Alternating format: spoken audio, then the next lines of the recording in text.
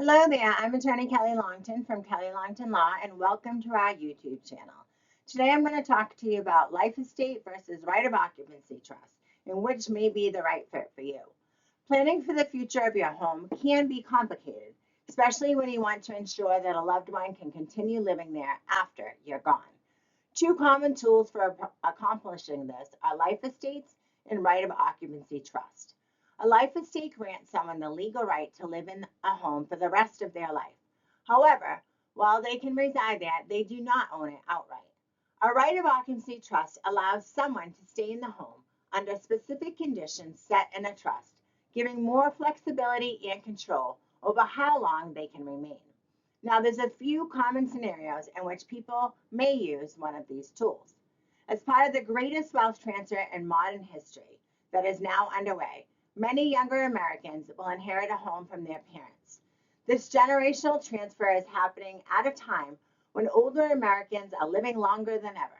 Many want to remain in their homes for as long as possible and transfer their home to a chosen loved one after their death, driving the need for estate planning tools such as life estates and right of occupancy trusts. Both tools can help seniors age in place while facilitating the eventual transfer of their home to their children and other loved ones. However, there are key differences that can significantly impact an individual's estate plan, loved ones, and remaining years. These tools are also common among blended families. With people marrying later in life or for a second or third time, it is possible that the home where the couple resides was originally the home of one of the spouses. Determining what happens if the homeowning spouse passes away first can bring about issues that need to be addressed through tools such as life estates and right of occupancy trusts. Let's begin by talking about what a life estate is. A life estate grants someone the right to possess and use a property for their lifetime. They are known as a life tenant. The life tenant has full use of the property and can even profit from it by renting it out. However, their ownership is limited to their lifespan. When the life tenant dies, the property automatically passes to the designated remainderman, another word for beneficiary, who has a future interest in the property. When the life tenant is alive, that converts to a full ownership interest when the life tenant passes away. A life estate is most often used when an owner wants to transfer property to a designated beneficiary, such as a child, while retaining the right to live in the property for the rest of their life. This allows the owner to stay in their home until they die and then have the property automatically pass to their chosen beneficiary without going through probate court. For example, a life estate can be used in an estate plan to ensure that a caregiver, such as an adult child, perhaps the remainderman, has the right to inherit the property after providing care to an elderly parent who would be the life tenant.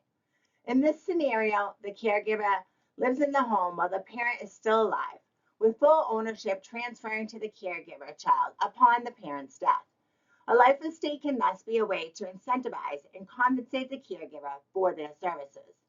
For married couples in which one spouse owns a home, a life estate ensures that the surviving spouse, the life tenant, can live in and use the home for the rest of their life.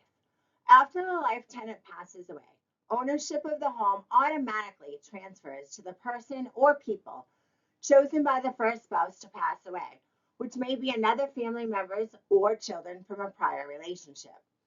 As both the life tenant and the remainderman have an ownership interest in the property, major decisions about the property, such as the decision to sell or mortgage, typically requires both parties to agree. So let's talk about what a right of occupancy trust is.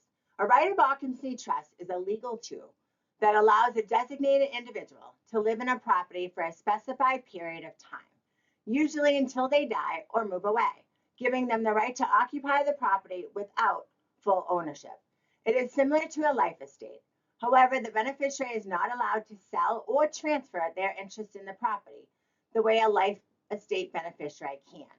They have a right to occupy, but they do not have an ownership interest. The trust can outline the terms of occupancy, including defining responsibilities for expenses such as property taxes, insurance, and maintenance. It can also provide money to pay for property-related expenses. Upon the right of occupancy's trust termination, The property is distributed according to the trust terms.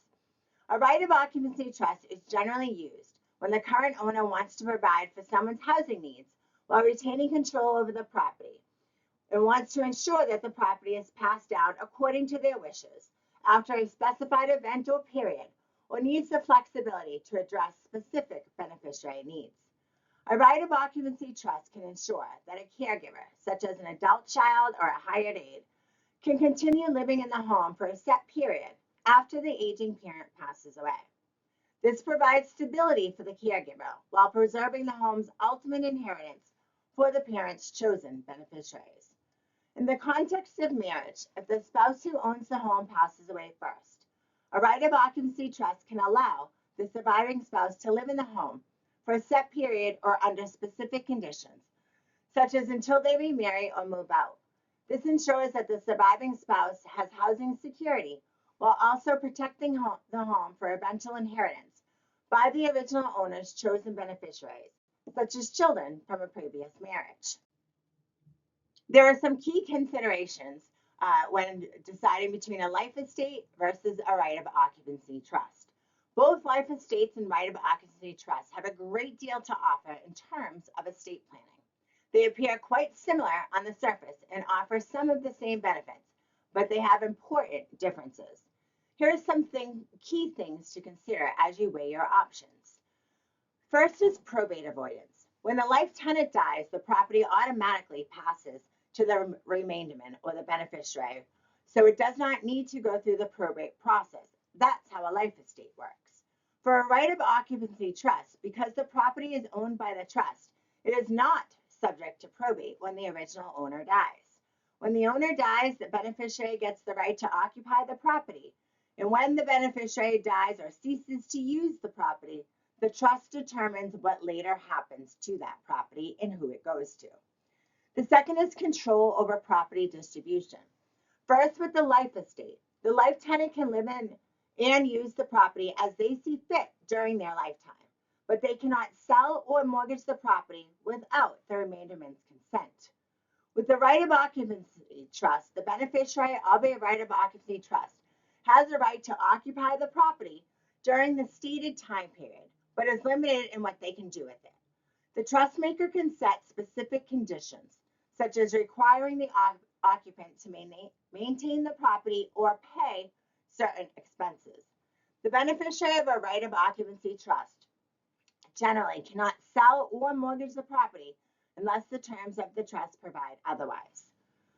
Another thing to consider is ownership and control. With the life estate, the life tenant can sell their life estate interest, but not the entire property, and the buyer would be subject to the life tenant's rights. Therefore, when the original life tenant dies, the buyer's rights end. However, if both the remainderman and the life tenant agree, the entire property could potentially be sold. The life tenant would be entitled to a percentage of ownership interest based on their life expectancy, and the remainderman would receive the remaining interest. With the right of occupancy trust, the trust owns the property and the beneficiary has only the right to occupy it according to the trust terms. This arrangement provides greater control and prevents the beneficiary from selling their interest. Another thing to consider is financial responsibilities. With the life estate, the life tenant is typically responsible for most property-related expenses, including taxes, insurance, maintenance, and minor repairs. The remainderman is usually responsible for major and structural repairs and long-term improvements. This allocation of financial responsibilities may be negotiated. With the right of occupancy trust, the trust document can specify who is responsible for various expenses. Another thing to consider is property tax implications. For life estates, in some states, life estates may not be eligible for certain property tax benefits, such as homestead exemptions or limitations on annual property tax increases. With right of occupancy trusts, similarly, some states may limit property tax benefits when the property is held in a trust. So which option is right for you? The choice between a life estate and a right of occupancy trust should be based on individual circumstances and estate planning goals. A life estate might be right in the following circumstances. Maybe you want to stay in your home for the rest of your life and you have no desire to sell it, and then you want it to pass to someone else. You may want to have some level of ownership to the person that you name as the life tenant. Alternatively, a right of occupancy trust might be right if you want greater control over the property and the beneficiary's occupancy rights, or if you want to specify who's responsible for property-related expenses, and if you need flexibility in defining the terms of occupancy and distribution. When you're deciding which tool is right for you or whether other options are a better fit for your estate plan, you want to speak with your qualified estate planning attorney that practices in the state in which you reside to get some personalized advice. I want to thank you for watching. I'm attorney Kelly Longtin from Kelly Longtin Law. Please like and subscribe our page below just to learn more over general topics when it comes to estate planning.